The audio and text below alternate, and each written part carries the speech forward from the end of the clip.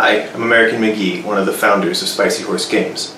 I wanted to say thank you for taking a moment to consider our Kickstarter campaign, and I'd like to tell you a little bit about our studio.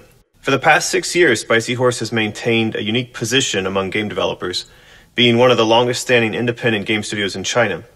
In that time, we've accomplished a lot of interesting things, like being the first indie studio in the region to produce a AAA console game with Alice Madness Returns, or delivering episodic content for PC with Grimm.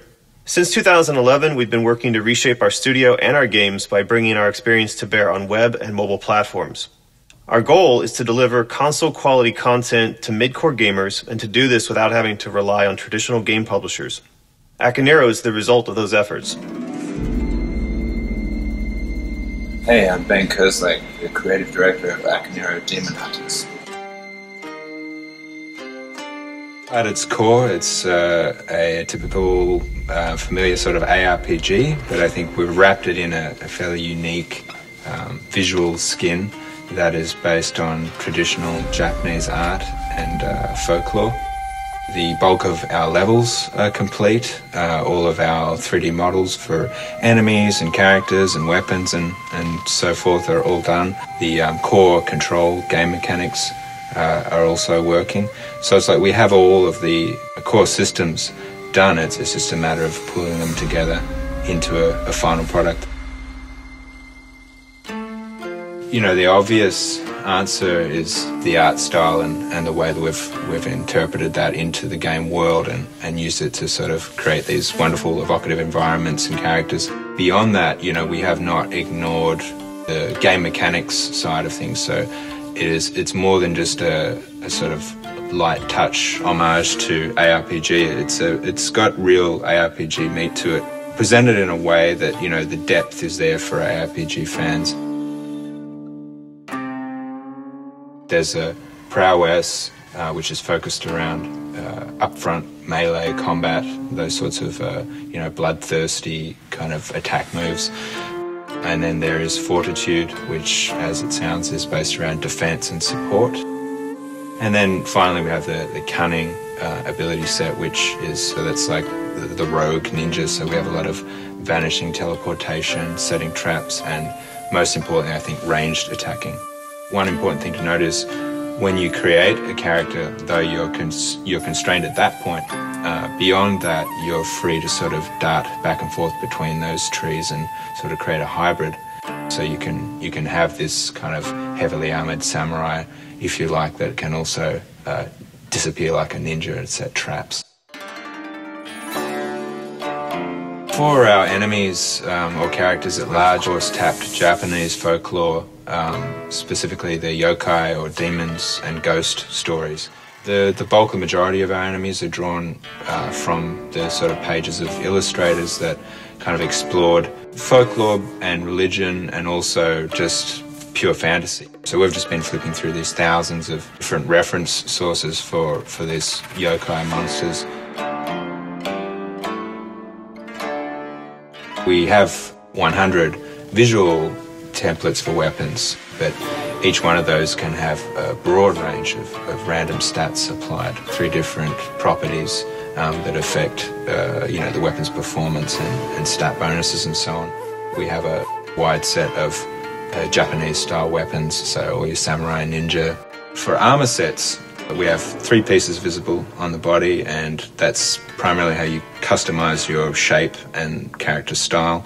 And we have a really broad range, so I mean we have everything again from samurai and monk right up to sort of more typical Western ranger stuff. You can pretty much create any kind of hunter that you'd like.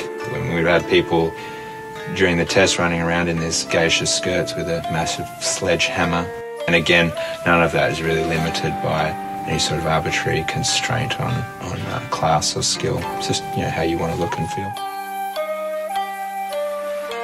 They are kind of like these cute little sidekicks based on Japanese kind of totemic spirits. So use them to provide a passive buff that's quite powerful to the player.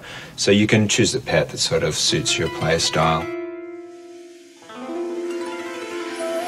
We wanted to be able to provide a way for you to interact with your friends even when they're not online. So through summoning an ally, it's sort of like summoning the kind of ghost or imprint of one of your fellow hunters.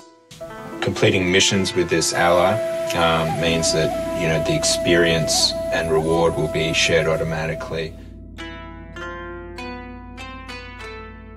We have talked about like everything we have, you know, in front of us now in the game, which is a good deal of content and mechanics finished and available now. People are playing it in closed beta and enjoying it.